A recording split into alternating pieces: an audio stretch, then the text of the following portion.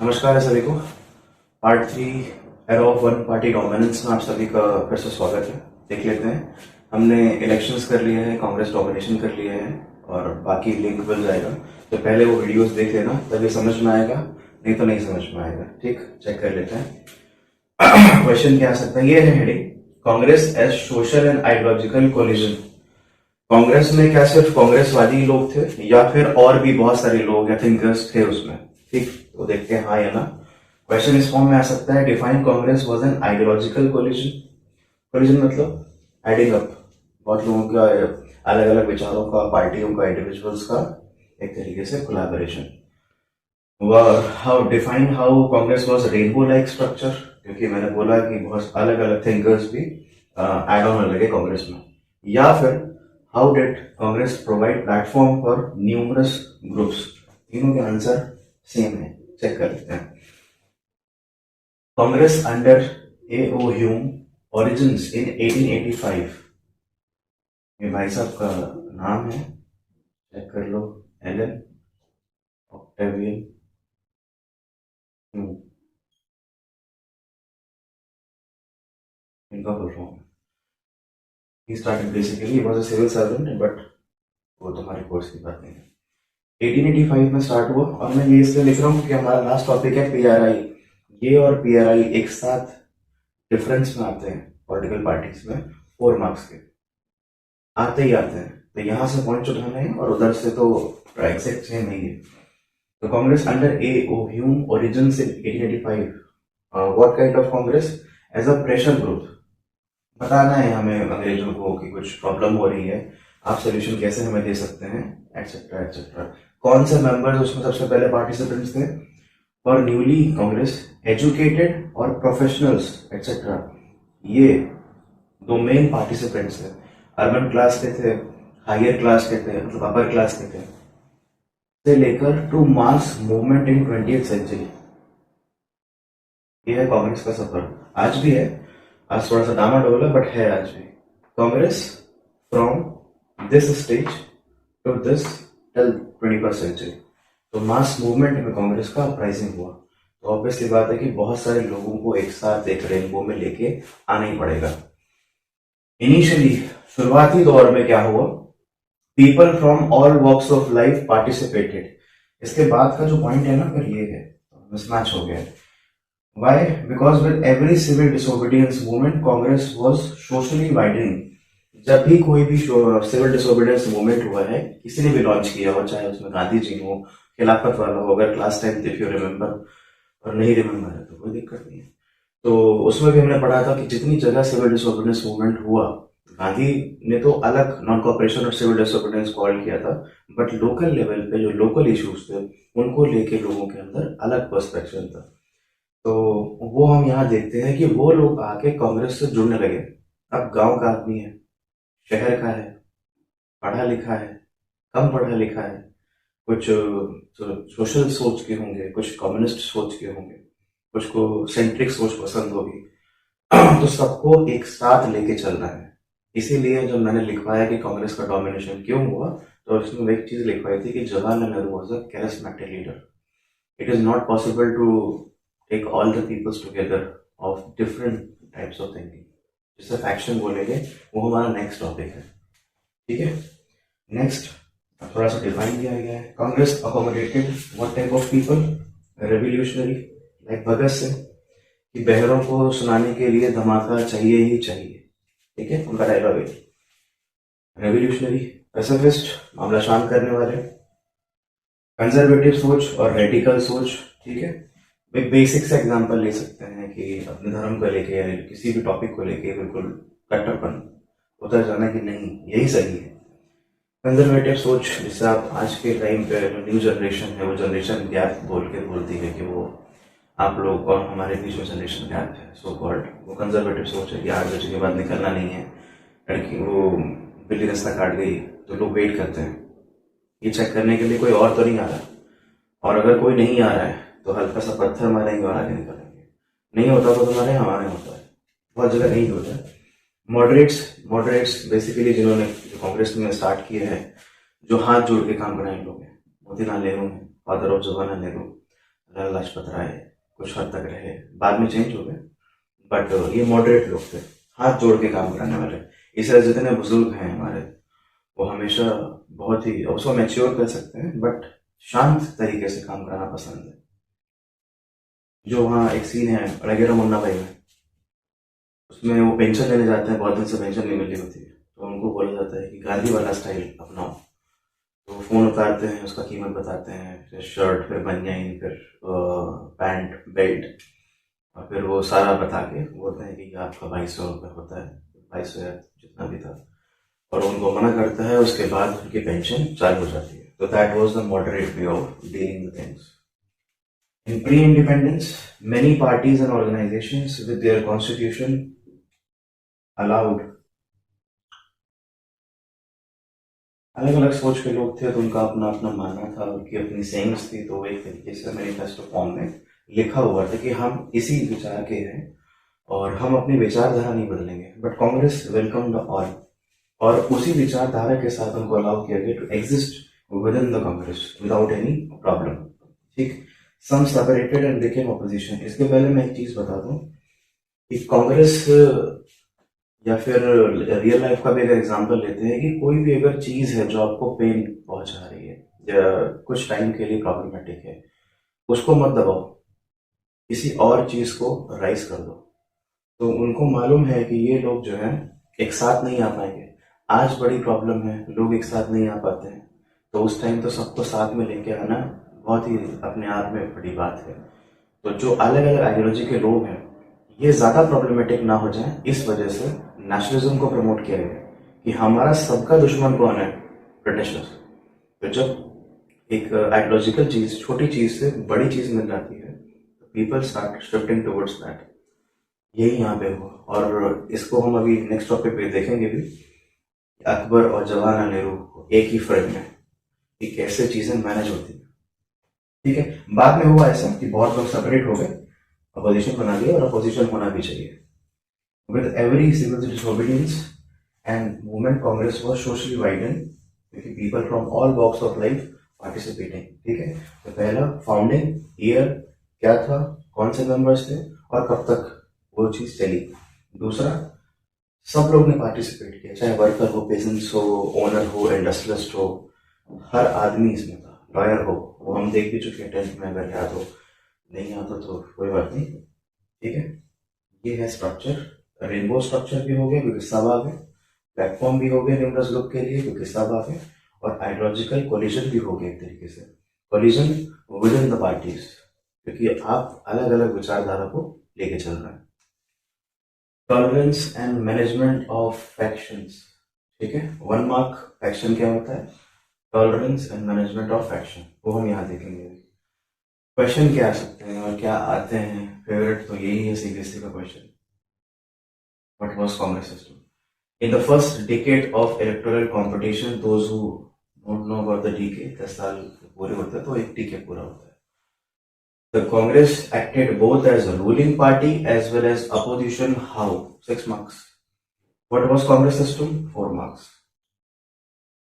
ये तो चलो अलग बात हो गई। ठीक, answer collision like character, that was not collision, मैंने अभी बताया within the party है ये, but after Lal Bahadur Shastri collision started taking place. Collision like character of the Congress gave it an unusual strength. मतलब कि आपके ही पार्टी में लोग आपके खिलाफ हैं, ये बात आपके लिए परेशानी की नहीं है, मजबूती की है। ठीक, और वो कब पॉसिबल है, जब समझदार व्यक्तित्व के लीडरशिप के अंडर में आप हों। ठीक है, फर्स्ट पॉइंट ये वही जैसे मैंने उस दिन समझाया था, कम से कम करोड़ों की लाइन है, कैसे बताता हूं। Compromise and inclusiveness are the hallmark of a collision.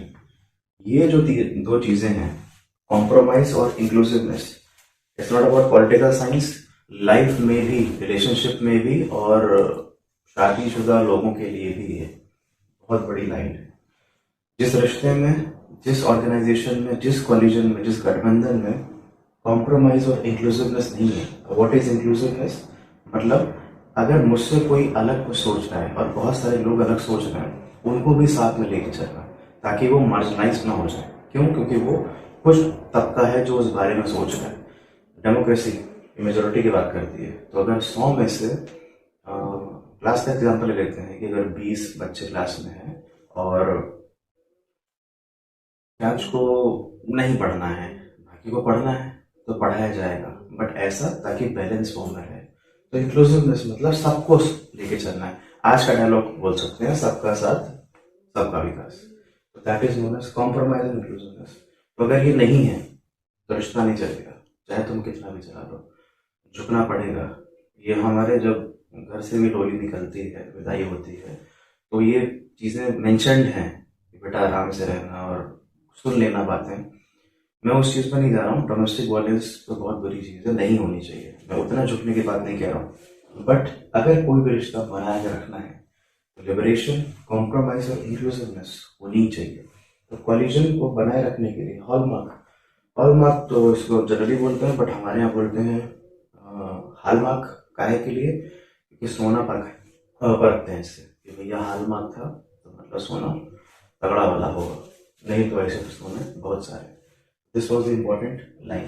Leadership की बात बताऊँ मैं कि समझदार लीडरशिप, क्योंकि Nehru was not the greatest of all. Ambedkar से कम पढ़े लिखे, ऑक्सफोर्ड से पढ़े हैं, ठीक है। और उस समय 2-3 लीडर्स और भी हैं जो उनको अपोज कर रहे हैं। जयप्रकाश नारायण थे बहुत बड़े लीडर्स होंगे, बट सब प्रधानमंत्री नहीं कर पाए, क्योंकि लीडरशिप का कमाल है। समझदारी बहुत ज़्यादा ज़रूरी है। तो वो पहले किताब से आएगी, जो मैंने लास्ट वीडियो में बताया, किताबें उठाओ। ऐसे भाववाली बनने में तो कोई बन सकता है, मुंह उठाए और गुटखा डाले कुछ भी बोलने लगे, बहुत आसान है।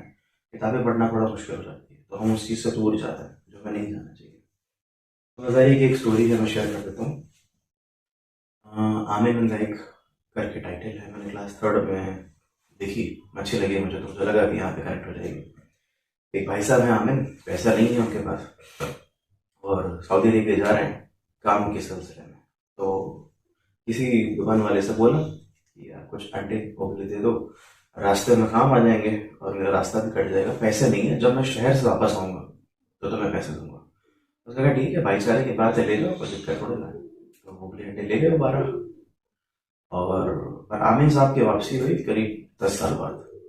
जब 10 साल बाद आमिर साहब आते हैं तो वो 4 ऊँट लेके आते हैं, सोने से लदे हुए, बिल्कुल लैस। और वो आदमी आता है शॉपकीपर और देख के थोड़ा सा चंभित हो जाता है और बोलता है कि भाई साहब, आपने हमसे 10 साल पहले 12 अंडे खरीदे थे, तो 10 लाख रुपए आपको हमें देने पड़ेंगे। आमिर शॉक्ड हो जाता है, इसने बोला मैं तो दे नहीं पाऊंगा। कह रहा ठीक है, फिर हम कोर्ट में मिलते हैं। हाँ मिलता है, कोई दिक्कत नहीं। पहुंचते हैं लोग दोनों और हियरिंग चालू होती है।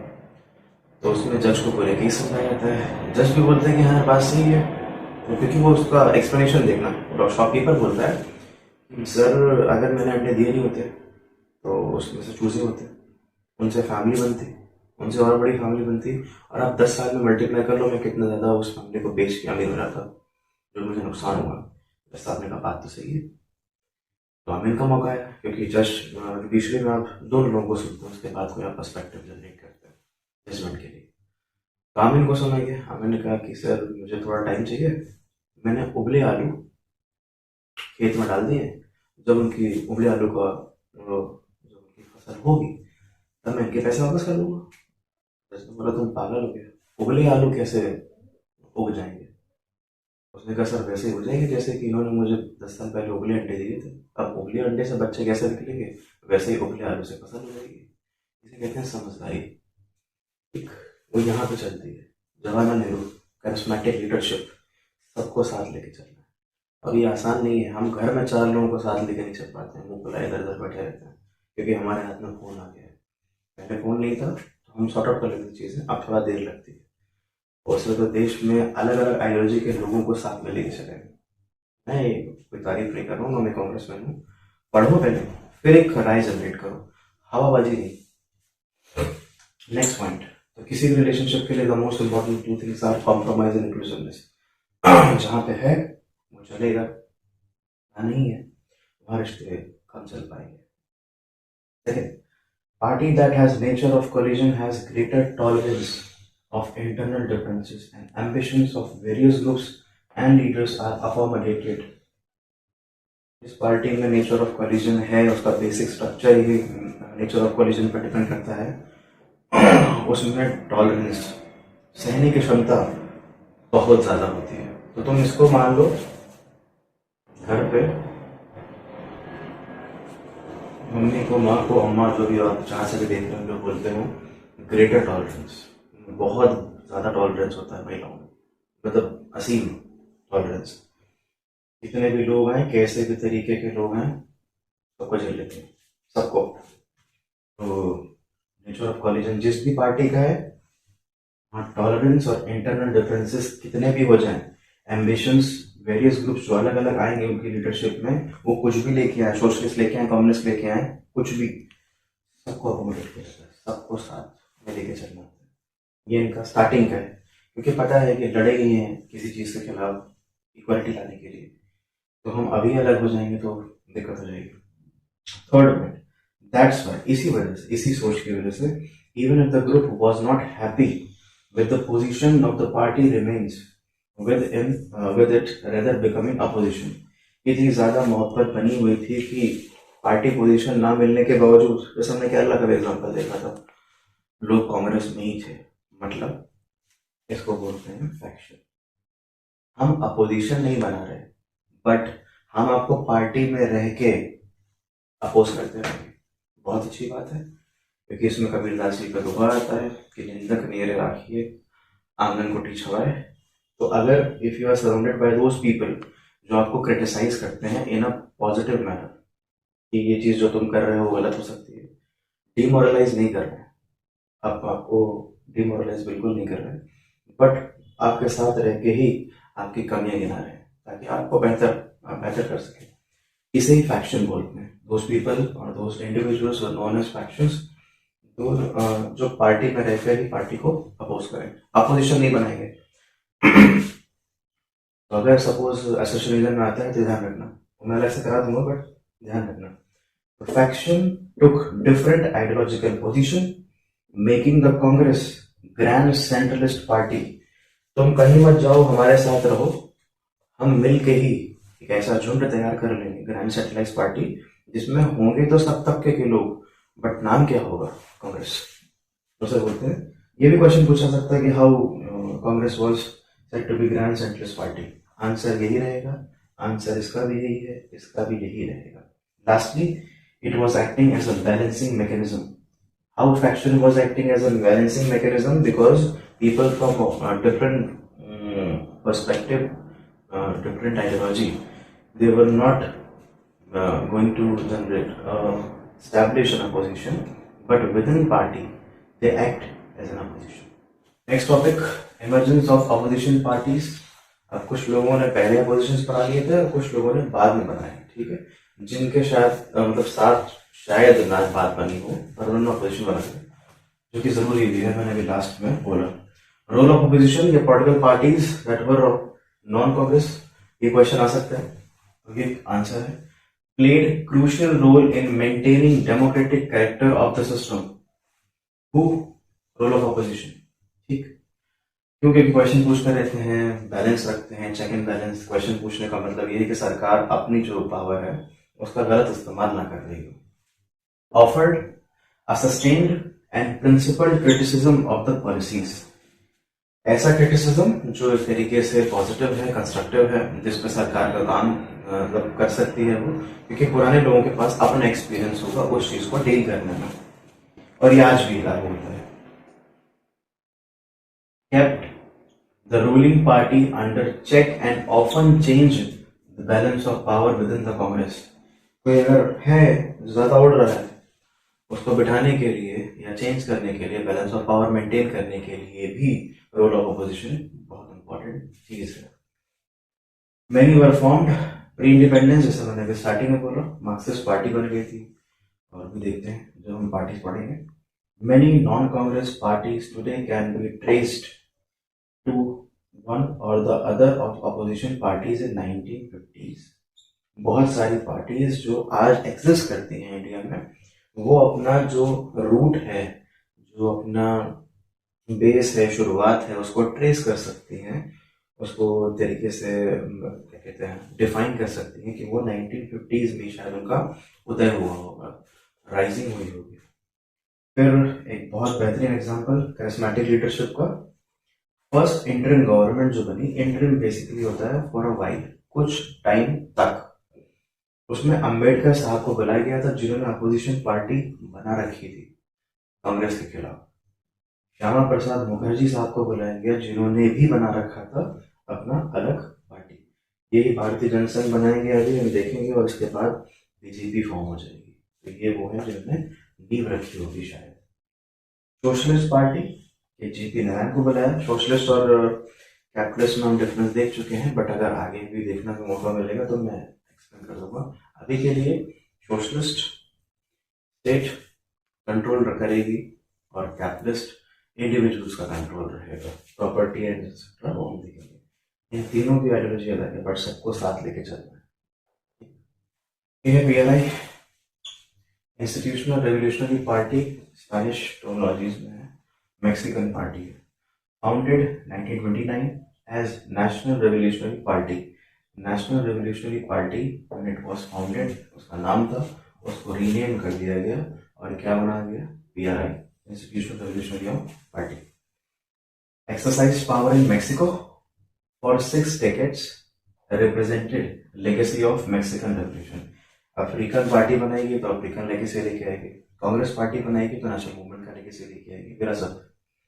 और मैक्सिकन रेवोल्यूशन की भी विरासत लेके जो लोग आए होंगे उन्होंने अपनी पार्टी फॉर्म की होगी और लोगों ने उनको सपोर्ट किया होगा। PRI was mixture of political and military leadership, labor plus peasants। वही बात है, people from all walks of life, क्योंकि लीडरशिप मैक्सिकन रेवोल्यूशन किसी के अगेंस्ट में हुआ है, तो उसके अगेंस्ट में जो लोग खड़े हैं, भले ही कितने अलग अलग हों, सब साथ में है, क्योंकि सबका दर्द एक है। ठीक है, अस्पताल का एग्जांपल ले सकते हैं, स्कूल का ले सकते हैं। पढ़ने तो जा रहे हो, कहीं भी बैठे हो, किसी भी ग्रुप से आ रहे हो, कितने अमीर हो कितने गरीब हो, हार्डली मैटर्स। वहाँ पे कुछ और कल्टिवेट किया जा रहा है। तो people from all walks of life, peasants हो, लेबर्स हो, इंडस्ट्रियलिस्ट हो, वर्कर्स हो, ओनर्स हो, कुछ भी हो, सब एक साथ आए। ठीक, ये लेगेसी थी। तो ऑब्वियस सी बात है, सोशल वाइडनिंग होगी और बहुत सारे तरीके के लोग भी होंगे, बट ये कांग्रेस से अलग कैसे है? ये भाई साहब प्रोटार्को एलियस कैल्स, फाउंडर ऑफ पीआरआई, अपने एओ यूं थे। कंपैरिजन आता है पीआरआई और कांग्रेस को कंपेयर करते हैं, तो यहाँ जो पॉइंट्स है वही पॉइंट्स वहाँ पे मेंशन है, कंपैरिजन के लिए आसान मिलेगा। Elections were held at regular intervals, India में भी होते थे, बट यहाँ प्रॉब्लम है, PRI one every time, each time, ये हारती नहीं थी, इसलिए लिखा हुआ है ना 6 दशक तक इन्हीं का राज चला है। अदर पार्टीज भी थी, बिल्कुल थी, बट वो सिर्फ नाम के लिए थी, और of only name only. Last elections are manipulated, described as perfect democracy. शायद कुछ होता होगा क्रैकजैक टाइप का, हैकिंग कर लेते होंगे या फिर वो कैप्चरिंग हो जाती होगी, तो उसको परफेक्ट डिक्टेटरशिप बोला गया कि आप लोगों के खिलाफ काम कर रहे हैं और आप जीते जा रहे हैं, वैसा वाला कुछ। Finally lost in 2000, president election हुए, no longer one party rule खत्म, नए लोग आए सत्ता में, बट लोगों को आज भी faith of people yet to develop, भरोसा नहीं है मतलब इलेक्शंस पे या फिर किसी पे, बट हो जाएगा, कोई बड़ी बात नहीं। दैट वाज पीआरआई, और पार्ट 3 खत्म होता है। 4 में we going to cover all the parties and the people personalities one should know. ठीक है, धन्यवाद।